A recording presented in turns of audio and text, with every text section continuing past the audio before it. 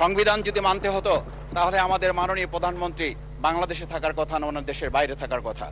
সংবিধান যদি আমাদেরকে রক্ষা করতে পারতো তাহলে ৭২-এর সংবিধানের আলোকে আজকে আমাদের এখানে থাকার কথা না, আমি শফিকুল ইসলাম মাসুদ আমার এখন জেলখানায় থাকার কথা।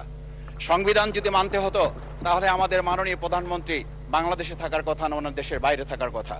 সংবিধান মানতে হলে বর্তমান স্বরাষ্ট্রমন্ত্রীর এখন দেশের বাইরে থাকার কথা ছিল।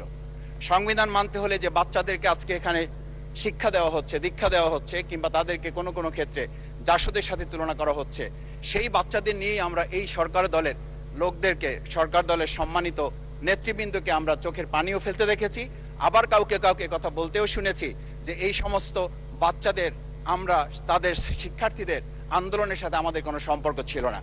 আমরা খুব লজ্জিত হই মাননীয় স্পিকার, আমাদের এই বর্তমান সময়ে আমরা যদি এটা খেয়াল করি, পাঞ্জাবের জগতে একটি বিশ্বস্ত নাম শাবাব এথনিক ওয়্যার, যে আমাদের বাংলাদেশের এই বর্তমান প্রেক্ষাপটটা নতুন করে এখন যে গণভোটের যে আজকে ন্যায্যতা অন্যায্যতা, সাংবিধানিক পৃষ্ঠা, লাইন, অক্ষর, দাড়িকমা আমাদেরকে শেখানোর চেষ্টা করা হচ্ছে, যদি সেটা হতো তাহলে বাংলাদেশ জাতীয়তাবাদী দলের সম্মানিত মহাসচিব তিনি কয়েক হাজার পুলিশের বেষ্টনীর মাঝখানে একা একটা মোবাইল নিয়ে তাকে আমরা দাঁড়িয়ে থাকতে দেখেছি, তখন সংবিধান আমাদেরকে রক্ষা করতে পারে নাই।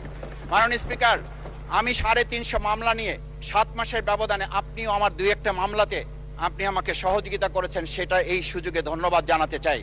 আমার ৩৫০ মামলা জামিন করতে ৭ মাস সময় লেগেছে, আমার বের হতে সময় লেগেছে ৪.৫ বছর। আমি সেই ৪.৫ বছরে ৩বার রিয়ারেস্ট হয়ে ২বার গুম হয়েছি।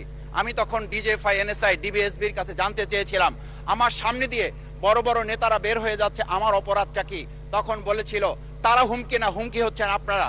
আমাদেরকে যখন শেখ হাসিনার শেষ সরকার নিষিদ্ধ করেছিল তখন তারা ১৪ দল মিটিং করে বলেছিল এই জামাত শিবিরই হচ্ছে সবচেয়ে বড় সমস্যা, তাদেরকে নিষিদ্ধ করলে এই আন্দোলন থেমে যাবে।